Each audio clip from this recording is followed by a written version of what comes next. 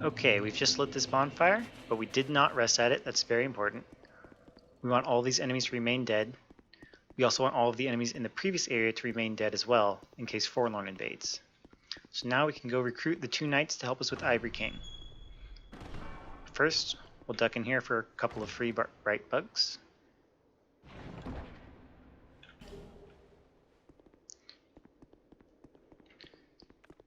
And then we'll go check if Forlorn is invading.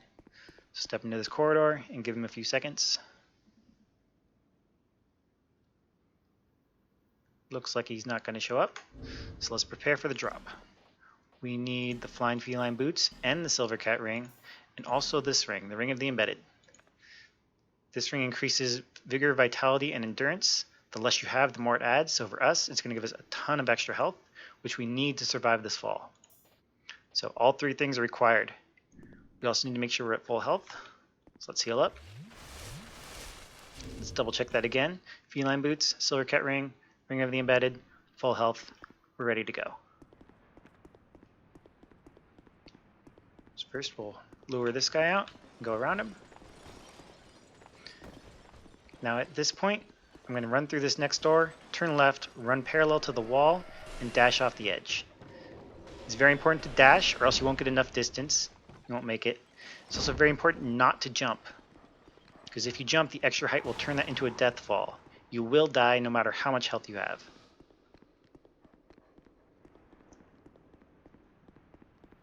Once you're down, just run past the dogs. They don't attack right away, so it's pretty easy to get through. Now let's fix these rings and continue on.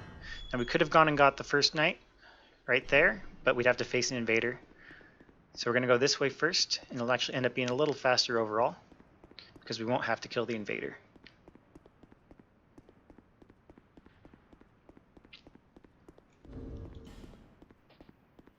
Rings are fine. Okay. So we're going to bait out an attack from this mage. Roll around it. Take her out. Now let's see, I'm going to want dark arrows and iron arrows. I'm going to shoot this guy a couple times to get his attention. And then blitz him when he lands with the rapier. Hide under this wall so he can't shoot at us. There we go. We need to kill that enemy. 1, because he might notice us and shoot us from behind, but also because we need to come that way later. Alright. Now we're going to open the gate and quickly snipe the mage.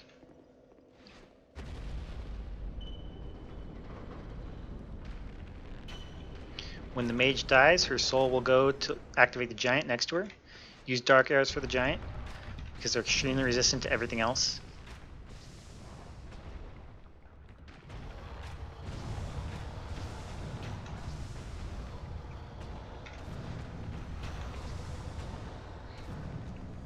The giant is pretty easy to take down with arrows, as long as you stay far away. He's pretty slow. He can jump at you and close the gap fairly quickly, if he gets close enough, so don't let him get too close. Now there's one more mage we want to snipe. Wandered way over there, that's fine. Okay, now we're going to toss a skull and dash through. Watch out, because the spell sword might target you. Nope, he noticed the skull first, that's good. He doesn't always. Throw another skull for good measure. They can probably just run through and be fine. Okay, and now we're going to get invaded. But this is a pretty easy invasion because he's not even going to come after us. We're not even going to see the invader. But he will prevent us from boning out. But more on that later. Mages aren't distracted by skulls, but the other 2 guys are. So watch out, run through, keep moving. Dodge the shots, dash past. Toss a skull to keep the soldier busy, so we can open this gate and get to the first knight. I'm going to dash through and behind the wall for some cover, in case the soldier chases me. Looks like he's not. So what is he doing? There he is.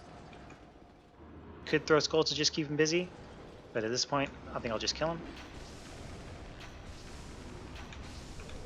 There we go.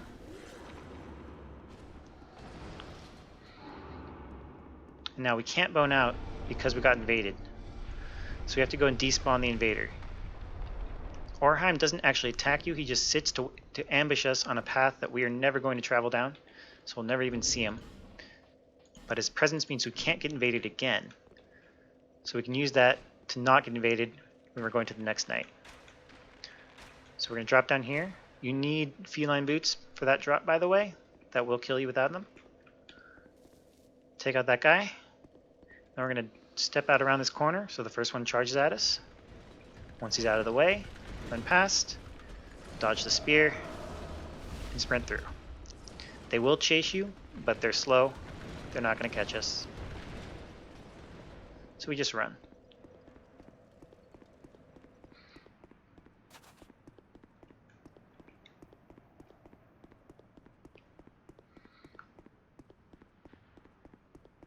Now we didn't have to do it this way. We could have just killed the invader blocking this path up ahead. It's a pretty easy one to deal with. But with Orheim here, we don't have to. And this is actually saves us a little bit of time overall because the lift is pretty slow. Or pretty fast, I mean. It doesn't waste time. Killing the invader is much slower. Alright. This golem, you could kill in melee. Not too difficult, but no need to take the chance. We'll just go for poison, and then run away. This enemy's on a tether, so there's no need to take any risk.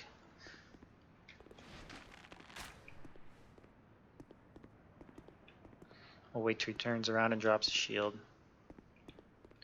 There.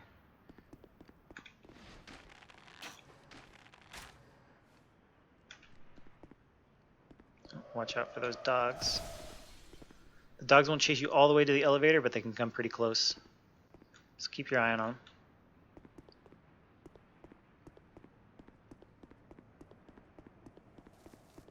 Okay, and now we're clear.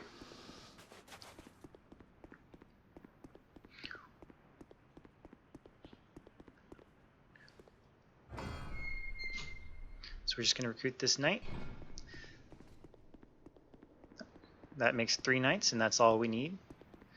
There's a 4th knight you can recruit to help with the fight, but he's more trouble than he's worth. He's pretty far out of the way. Getting to him is kind of dangerous. It takes a long time.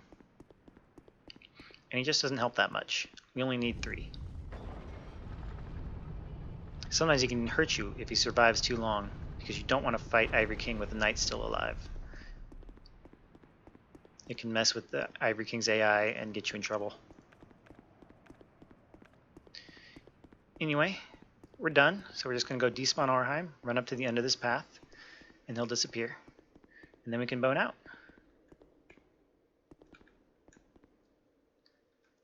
That's it.